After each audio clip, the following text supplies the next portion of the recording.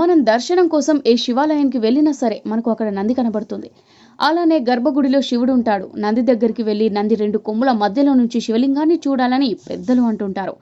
అయితే ఎప్పుడైనా నంది లేని శివలింగాన్ని చూసారా? సహజంగా నంది లేకుండా శివలింగం ఉండదు కదా.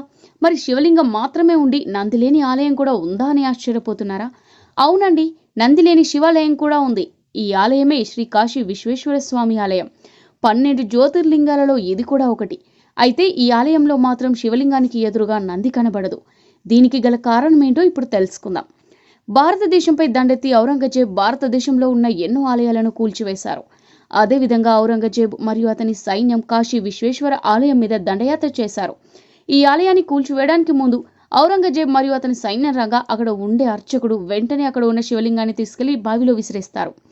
అప్పటి వరకైతే శివలింగానికి ఎదురుగా నంది ఉండేది. ఔరంగజేబ్ మరియు అతని సైన్యం ఆలయానికి వచ్చి సగం ఆలయాన్ని మొత్తం కూల్చివేశారు. వీళ్ళు వెళ్లిపోయిన తర్వాత అర్చకుడు ఆ శివలింగాన్ని బావిలోంచి తీద్దామని చూస్తే శివలింగం రాలేదు. ఎంత ప్రయత్నించినా దొరక్కపోయేసరికి మరో శివలింగాన్ని తయారు చేసి కొత్తగా ఆలయాన్ని నిర్మించారు. ఆలయంలో శివలింగాన్ని ప్రతిష్ఠించారు. ఈ శివలింగం ముందు నంది లేదు. అయితే పాత ఆలయంలో ఉన్న నందిని పూజిస్తారు. అలానే బావిలో శివలింగం ఉందని భావించి ఆ బావికి పూజలు చేస్తారు.